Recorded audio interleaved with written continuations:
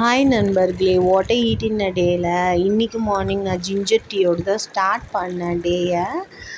அதுக்கப்புறம் பிரேக்ஃபாஸ்ட்டுக்கு என்ன பண்ணலாம் அப்படின்னு பார்த்தோன்னா, நான் ரவா பொங்கல் தான் பண்ணேன். முந்திரிலாம் போட்டு ரவா பொங்கல் பண்ணேன்.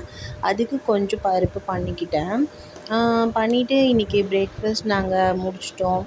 ஸோ மதியானம் லஞ்சுக்கு என்ன பண்ணலாம் அப்படின்னு பார்க்கும்போது, வாழைத்தண்டு இருந்துச்சு. நான் ஃப்ரெஷ்ஷாக கடையில் வாங்கின்னு வந்தேன்.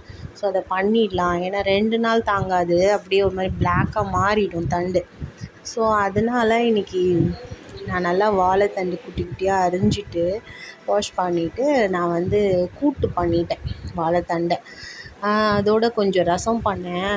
ரசத்துக்கு தான் அந்த கூட்டு ரொம்ப சூப்பராக இருக்கும் காம்பினேஷன். இல்லையா காரக்குழம்பு பண்ணணும், புளிக்குழம்பு அந்த மாதிரி பண்ணணும். ஸோ ஏற்கனவே வச்ச மாதிரி இருந்தது போன வாரமோ இந்த வாரமோ.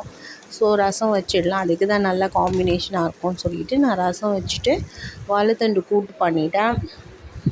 இது ஆம்பளை பசங்களுக்கு ரொம்ப நல்லது இந்த வாழைத்தண்டு. எங்கள் வீட்டிலே இருந்துச்சு வாழை மரம்.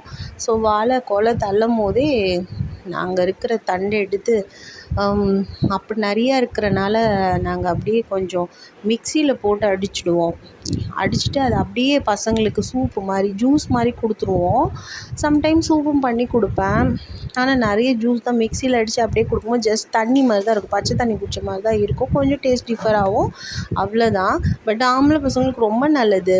இப்போ மரம் இல்லாதனால நான் எல்லாம் கடையில் வாங்கி தான் கொடுக்குற மாதிரி இருக்குது.